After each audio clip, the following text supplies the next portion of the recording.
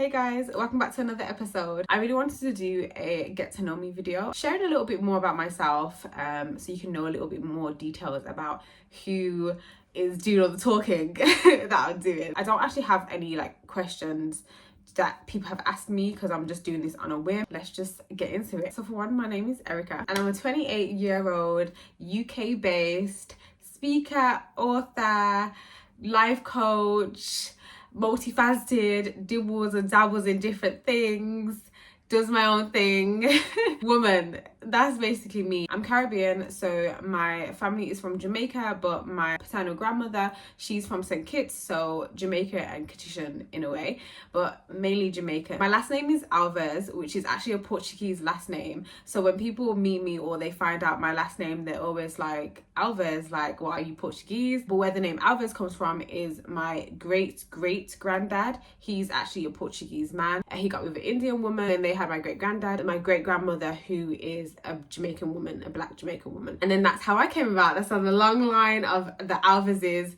came about. When I do get married, I do want a hyphenated name. My partner is Nigerian and I know that he's going to be my husband. I recently turned 28, so my birthday was actually December. In terms of where I'm based in the UK. I was born in Birmingham. My accent is not as strong as it used to be because I actually went to uni in Nottingham and I was literally surrounded by Londoners. Like, everyone that I met in uni was from London, basically. More or less, I've been in Birmingham for majority of my life, but this year I'm actually on a mission to leave the city because I really want a new environment and I kind of feel like it's time. I have two siblings. I have an older sister, she's 2 years older than me, and I have a younger brother. I love my siblings. I'm really close to my sister. Like, that's my best friend. She's literally my role model. She's the author, by the way, so she did everything before I did. And the fact that she didn't really have much guidance to do it, I really admired that about her. So I always have to give my sister her props, to be honest, because if it wasn't for her, I don't think I'd be even doing this right now. I do what I do now, which is within the well-being space, and what I do is really important to me because I believe it's my purpose as well. But I also believe in the beauty of exploring things. I believe in the beauty of trying new things, exploring different aspects of our personality. How I would define myself is like a passionate, curious, excitable woman. The thing that I would do when I was younger is I would role play interviews. So I always had this vision that I'd probably be speaking about myself, and look, here I am speaking about myself. So I would have practice interviews in my head, and those things would give me peace. And it's so interesting how certain aspects of our childhood or certain things that we did in our childhood really does embody who we are or who we will become as an adult. And as an adult, I can be extroverted, so I will classify myself as an extroverted introvert. So I know how to socialize, I know how to talk to people, I know how to get involved and go out. But one thing that's been consistent is that I need to have my alone time. I need to have time for myself, just have that solitude with myself. A lot of the times before I go out, one of the things that will get me in a discombobulated mindset or a discombobulated state would be when I don't have enough time before going out to myself. So if I know that I have to go out and socialize with a group of people or go to an event or go to somewhere, I need to ensure that I have time to myself first so I can kind of woosah. When I was a teenager, when I was in secondary school, I was a very naughty kid. I was so naughty. I had the most detentions, I think, in my form group. I was the first in my form to get kicked out and taken into the isolation room because I don't know, maybe I was just chatting a lot. But I was a very fidgety, impatient and chatty child. And I think the problem with school is that they don't really appreciate or acknowledge our different personalities.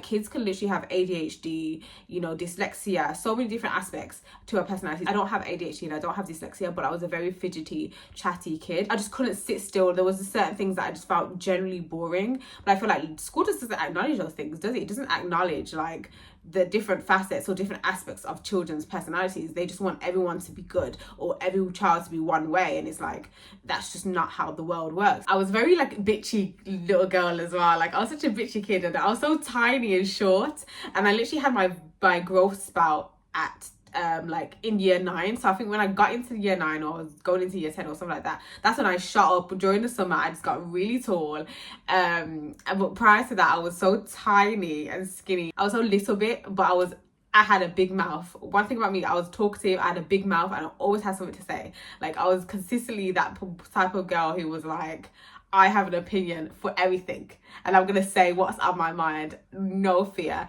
And I love that about myself, because now obviously you can use different aspects of your personality for good, or you can use it for bad. And that's how I see it. It's like, back then I was using it to be bitchy, I was using it to be problematic. I was a child anyways, and I was like a teenager, so like, you know, I give myself grace.